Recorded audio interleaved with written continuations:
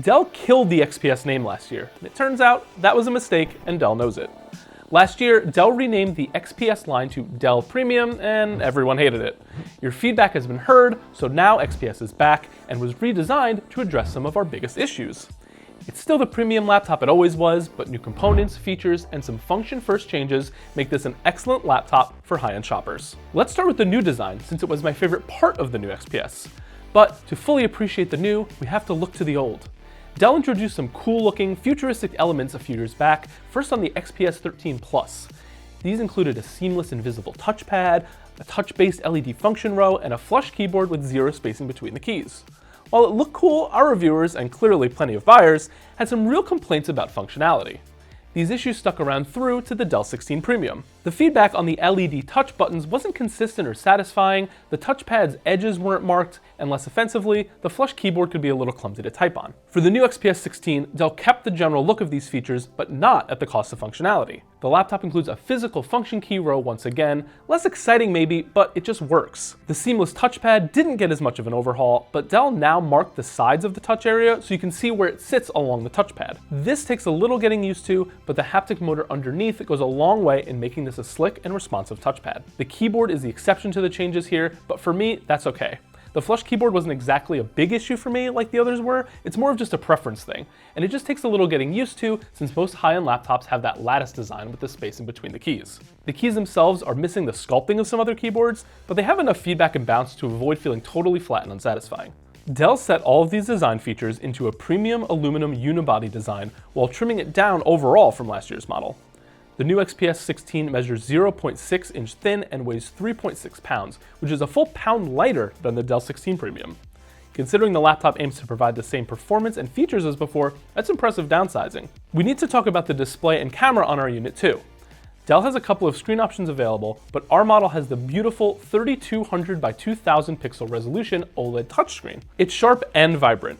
We measured the display at around 400 nits of brightness, which is bright enough for most rooms. The glossy glass layer does mean it's fairly reflective, but at least Dell's Infinity Edge design really makes the panel sing, with nearly invisible borders to maximize your screen real estate. The camera is an 8 megapixel 4K webcam with HDR support. It's genuinely one of the best built-in webcams I've seen, delivering fantastic image quality and handling different lighting well. 1080p webcams have slowly become the norm, but 4K really stands out. Now I'm less excited about Dell's port selection. I recently praised the Samsung Galaxy Book 6 Ultra for being a thin and premium creator laptop that included more than just USB Type-C connections. The XPS 16, on the other hand, is relatively port poor. You get 3 USB-C ports with Thunderbolt 4 support, a 3.5mm audio jack, and that's it. For anything else, you'll need to bring an adapter. However, since you'll need one USB-C port for charging, you'll often just be left with the 2 ports. Is that a deal breaker? USB-C only may be fine for you. We're going to get into performance in a second, but if you want to know whether any laptop is worth your money, subscribe to PCMag on YouTube. We test laptops so you don't have to. New components are part of the XPS relaunch, and it's all about Intel Panther Lake. All of the XPS 16's processor options belong to Intel's Core Ultra Series 3 family, though not every option includes Intel's new boosted integrated graphics cores. The entry model costs $2,279.99 for an Intel Core Ultra 5 325 processor, 16GB of DDR5 memory, a 512GB solid state drive, and a 120Hz 16-inch 1920 by 1200 pixel LCD. I tested and reviewed an upgraded model though, which comes with an Intel Core Ultra X7 358H chip, 32GB of DDR5 RAM, a 1TB SSD, and a 3.2K tandem OLED touch panel. Only our X7 processor and an X9 upgrade option include Intel's flagship Arc B390XE graphics cores. Our testing shows the Arc B390 to be much more capable than traditional integrated graphics, but not quite up to par with discrete GPUs found in other laptops. And on that note, there are no discrete GPU options for the XPS 16 at this time. Instead, Dell is all in on Panther Lake's Arc B390 graphics cores.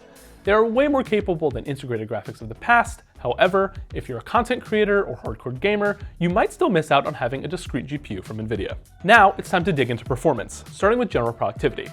The XPS 16 did not stand out from the pack in these benchmarks. With matching or similar processors to these other laptops, that's not too surprising. But the XPS 16 did not fall too far behind despite its thin and light build. However, the XPS 16 often could not keep up with the Dell 16 Premium, its predecessor. Considering the XPS laptop's mega slim down, this isn't a shocker.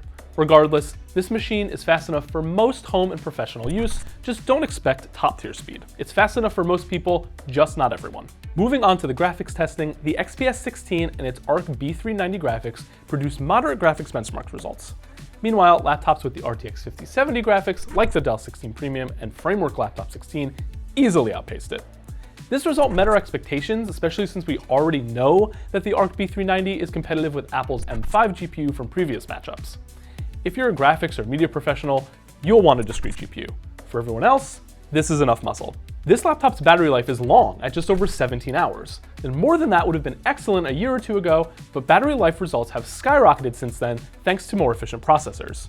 You can still get plenty of work done off the charger, but this laptop falls just short of some alternatives. The super sharp OLED screen plays a part here, and you can see that the uptime improved over the Dell 16 Premium. Finally, the XPS 16 display has broad color coverage and its peak brightness was on the higher side, exceeding Dell's own claim of 400 nits. 500 nits would be better, but 400 nits is plenty bright for an OLED in most lighting. The XPS 16 is a beautiful machine that addresses most of our complaints from the previous designs. It still looks super sleek, but Dell included some substance with the style. If you're a content creator or editor, you can find more power elsewhere, particularly on the graphics front, not to mention more ports. You are paying a bit of a price premium here for the luxurious build, but it's an excellent fit for professionals with a bigger budget who want an attractive laptop, smooth performance, and advanced features. If you want an envy-inducing laptop with an elite build and screen, the XPS 16 is back on top. Thanks for watching this week's lab report. Be sure to like this video and subscribe to the PCMag YouTube channel for lab reports like this one. For PCMag, I'm Matthew Buzzy, and Dell, good job for taking the feedback. Feel free to fix those other issues.